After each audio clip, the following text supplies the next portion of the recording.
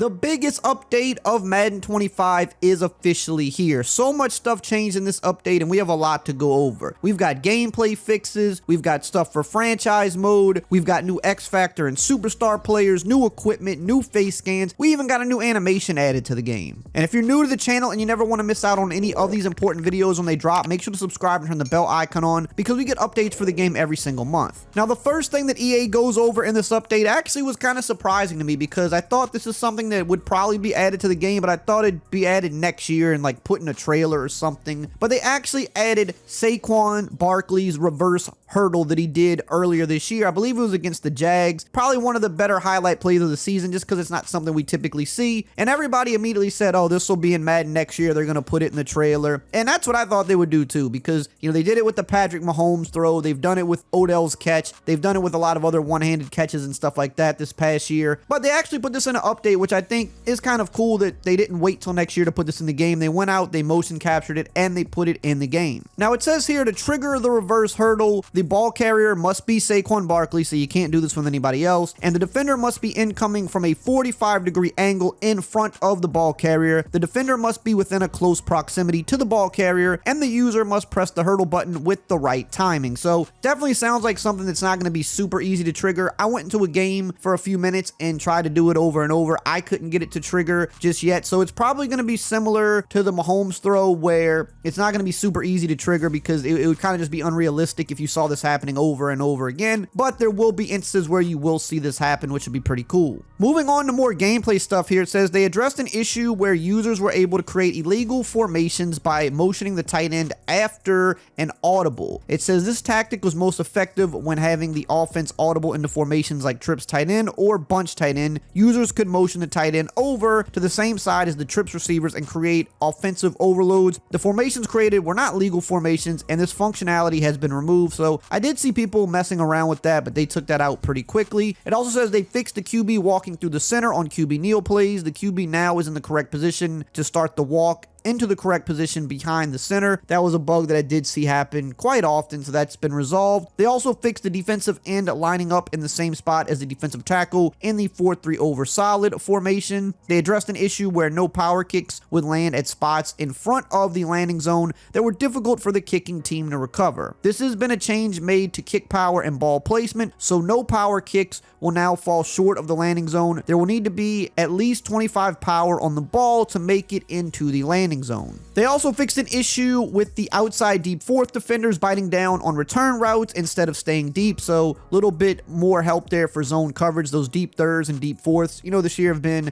not the best. They also fixed an issue where deep zone defenders would not keep depth when they had no receiving threat in their zone and would allow post routes from the other side of the formation to get behind them, so it does look like they finally got that addressed, which is good. They fixed an issue where deep third defenders and prevent defense were not all staying deeper than the deepest across the field. So a lot of just work done with zones here to make them play further back or just make them more responsive, which is always good. They fixed an issue where the inside deep fourth safety would have the slot receiver unguarded, going vertical in the empty bunch verticals play. They fixed an issue where the inside deep fourth safety allowed the slot receiver in bunch formations on a streak to run past him for a touchdown. So again, more work done with deep zones. They made alignment improvements to cover 4 quarters, palms, and cover 6 where the outside deep fourth, quarter flat, and the 3-rec hook triangulate their positioning against bunch receivers to handle first inside and first to flat and deep threats. So more work done with different match coverages that are going to help against like those bunch formations, so that's good. Defense definitely needs buffs in those areas. They also fixed alignment issues where defenders were lining up in the wrong position in the nickel 3-3 odd pinch 0, allowing the middle slot receiver to be left unguarded in empty sets. Now, it wasn't mentioned here, but there seemed to also be patches to some of the other popular defenses, some of the contain blitzes people had been doing. They also patched the dime 3-2 cover 6 Willie. Now again, just like last update, they did patch some of the popular defenses, but one of the best ones in the game, in my opinion, or a couple of the best ones in the game, are still not patched, and one of them I recently posted on my Patreon. Link is up on the screen. I do offer free trials, so you can check it out at no cost to you. The other defense that wasn't patched, I'm going to be posting that later today, which is another popular one. So those are still two good ones that they might last for a while because they haven't touched them yet, and I think those are going to be the ones that most people are going to gravitate towards. Now really quickly, before we continue with the rest of the updates, I do want to mention that we are still sponsored by Underdog. They've been a huge supporter of the channel, and if you like sports and you like winning money, then you've got to be on Underdog playing their pick'em game. Basically, all you have to do is pick higher or lower on player stats, and if they hit, you can win some big money. But the best part about Underdog is when you sign up, they give you free plays and free money to start with. So for example, if you want to sign up and play for tomorrow night's Thursday night game, they're going to give you Jameis Winston to get a single yard. That means all you have to do is pass for 1 yard, and that's it, you win. If you want to play the NBA this weekend, they're going to give you LeBron James to get a single point. If you want to play NFL Sunday, they'll give you Matthew Stafford to get a single yard. Or on Monday night, they're going to give you Justin Herbert to get a single yard. Basically, no matter when you sign up, there's going to always be free plays just like this for you to take advantage of. And if you use my code RAY, R-A-Y, they'll also give you up to $1,000 in bonus cash to start with, and you can't beat that. Now let's move on to the new X Factor and Superstar players. We always wait for this update. It happens at about the midway point of the year, so here we are. We've got a bunch of new X Factors and Superstar players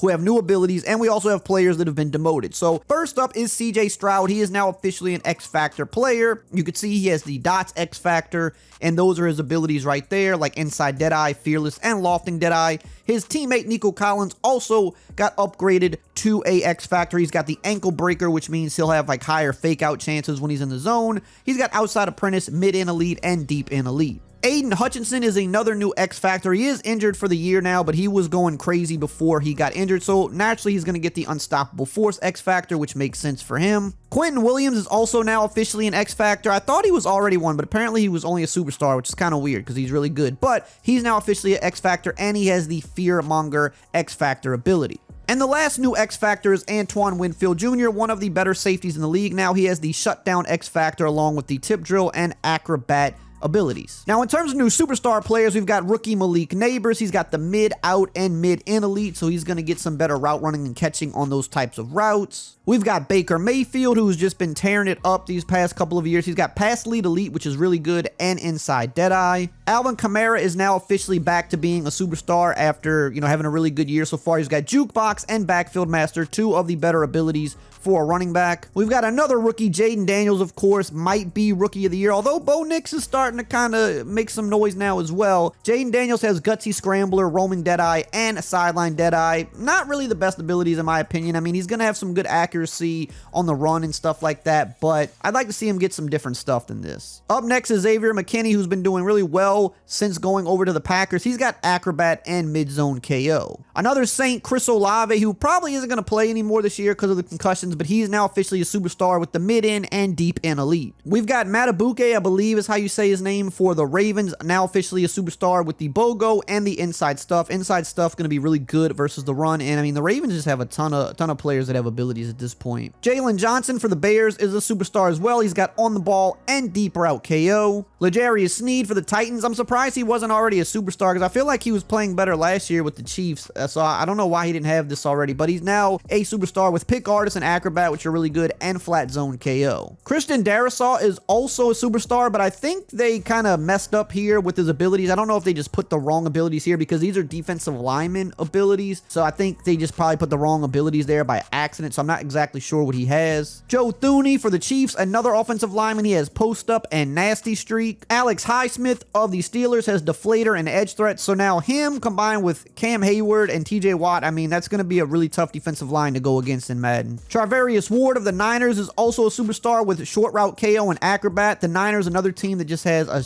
ton of people with abilities, just insane. Rashawn Slater of the Chargers has Secure Protector and All Day. Actually surprised he wasn't already a Superstar because he probably should have been at least by last year. Another offensive lineman for the Chiefs, Trey Smith, has Post Up and Screen Protector. CJ Mosley is back to being a Superstar after kind of reviving his career a little bit this year, finally healthy and all that stuff. He's got Out My Way, Outmatched, and Secure Tackler. Jordan Mailata of the Eagles has All Day and Edge Protector, another guy that I'm kind of surprised wasn't already a Superstar. Another Chief, Trent McDuffie, with Deep Route KO and Inside Shade, two very good abilities. Cowboys kicker Brandon Aubrey has the Zen kicker ability, so he's going to have the slow kick meter for all kicks over 45 yards because we know that he just pretty much doesn't miss those. Another Jet, Garrett Wilson. They got a few guys here that got abilities on this update. Garrett Wilson definitely having his best year so far. He's got Slot Apprentice, which is one of the best abilities, Slot-O-Matic, and Mid and Elite. So if you put this guy in the slot, he's going to absolutely cook, and he's going to get extra hot routes. And lastly here, Tariq Woolen. He's got Acrobat, Outside Shade, and Deep In Zone KO. All really good abilities. He's going to be tough to throw on. Now, in terms of players who got demoted, Tre'Davious White, Jalen Hurts, Darius Slay, Mark Andrews, Keenan Allen, Mike Williams, Jordan Poyer, Trevor Lawrence, Zadarius Smith, DeAndre Swift, Kyron Williams, Raheem Mostert, Aaron Rodgers, Josh Jacobs, Tyron Smith, Chase Young, Stephon Gilmore, and Austin Eckler. All those guys have been demoted. So if they were previously X Factors, they're now superstars. If those guys were previously superstar players, they've got nothing. And I'm kind of surprised by a few of these. Like, I mean, Kyron Williams isn't having an awful year. I mean, he's been all right. I thought that Josh Jacobs has been pretty solid this year, so not sure why he got demoted. And Jalen Hurts, I think, has kind of picked it up lately, but this update was probably put in, you know, a month ago before he started kind of going more on that run, so he'll probably get his X Factor back pretty soon. Now let's move on to franchise mode. They did fix a few things here, which you could see up on the screen. They addressed a crash when users are creating a new offline league using the active roster entry point. They fixed an issue where the hub timeline doesn't display final scores during the playoffs. They resolved the mismatches between player traits on the player card and edit player screen. They corrected the commentary errors and presentation errors when using a team builder team that referred to an incorrect Bears versus Bears matchup. And they addressed franchise settings issues with the draft timer and adjusting depth charts when both settings were turned to off/manual. For superstar mode, they fixed an issue where the creative player would not be present in some plays, and they updated the default difficulty settings. All right, now let's look at the new face scans that were added in this update. First up, we've got Jalen Warren of the Steelers. So good to see the Steelers get some love. Still no Najee or Pickens. Not sure what's going on with those guys, but we do have Jalen Warren now. Up next, we've got Jake Ferguson, the tight end for the Cowboys. So he is now in the game as well. One of the, you know, more notable players on their offense at this point. Next up, we've got Charvarius Ward. Now, he's been in the league for a few years, so nice to see him finally get in the game, one of the better cornerbacks. And notice another new player who has his tattoo. So we're starting to see this a little more often, at least with the face scans. Like if they have neck tats or things like that, you can see that they're kind of starting to get a lot more of these players' tats in the game, which is nice because that is true player likeness. And as you can see, Charvarius Ward has his. Up next, we've got Ramondre Stevenson, the running back for the Patriots. Finally got his likeness in the game, hair looking on point as well. Next up is Tyson Campbell, the cornerback of the Jags. I thought he already had one in the game, but apparently he didn't. So he now has his in the game. You can see he even has like the facial hair and stuff on point. The little facial hair that he does have. But it's just good to see that, you know, all those things come through accurate with these scans. Another cornerback here from my Saints. We've got Paulson Adebo finally in the game, been in the league for a few years, got the hair on point as well. And something I like that they're starting to do now with a lot of the newer players they're adding, and they've adjusted some of the old ones as well, is like if you notice, even with their helmets on, you'll notice that they kind of have their actual hair hanging out the back instead of, typically they would have like generic dreads that would hang out of the helmet for everybody, but now they actually make it to where, for at least the newer ones now, where it's their actual hair hanging out instead of generic ones. So I think that's just a nice touch because on field, they just look more like themselves. Another cornerback here, we have Martin Emerson Jr. of the Browns. You can see facial hair exact, got the dreads, and you'll notice you can even see like his neck tats here in the back. You can maybe barely see it through the hair. You can see the one right there on the side of his neck. So again, they're adding the tats, at least the neck tats and stuff like that, which I think is pretty cool. Kind of a bit of a random one here, Nick Bellore. He's been in the league like 12, 13 years. He's a 67 overall, kind of just like a special teams player, I believe. So, yeah, I mean, Commanders fans will probably appreciate this, but this is definitely, you know, one of the more random ones because usually we see newer players added, like rookies or guys that have been in the league for 2 or 3 years, but occasionally they do get one of the old vets in the game, and this is one of them. We also got a slight update here to Quinnen Williams, who is now, again, an X-Factor player, but not a huge difference here. I mean, he didn't really change much from when he was a rookie, but that was his last scan, so they did do like a slight update here. You can see just looks a little bit older now. It's a little bit clearer of a face scan because, you know, the tech has just gotten better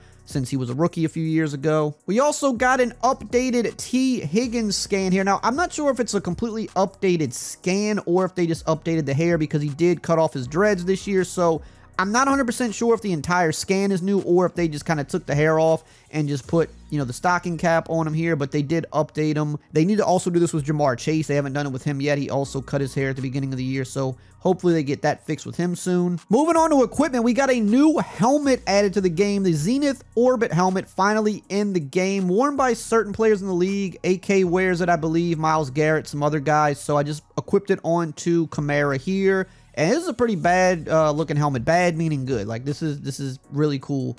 So they added the Orbit helmet along with some of the face masks that go with this helmet. So that is a really good addition. We always love to see new helmets and things like that get added. They also added another new helmet, the Light Gladiator. So I know the equipment guys are going to be really psyched for this because we don't get a lot of helmets that often. You know, this year we did get a lot of new face masks finally, but seeing 2 new helmets get added is always very nice. So here's a look at that. They also got the different face masks that go with this as well. They also gave us some new cleats, the Nike Vapor Edge 360 Untouchable. So cleats is one of those areas, like in some cases, they're a little behind, I think, on some of them, like the Nike ones especially. Like some of the ones in here are a little bit outdated. So not sure how up to date these are personally because I'm not like the biggest cleat guy in the world, but always good to see some new options get added. So we have this now. We also got some new gloves, the Nike Vapor Knit 4 gloves. So you're going to get it in black, white, probably team color as well. So here's a look at that. We got a new Nike D-Tac FG glove here, as you could see as well. So we're looking at that in white. That's going to come in the different colors as well.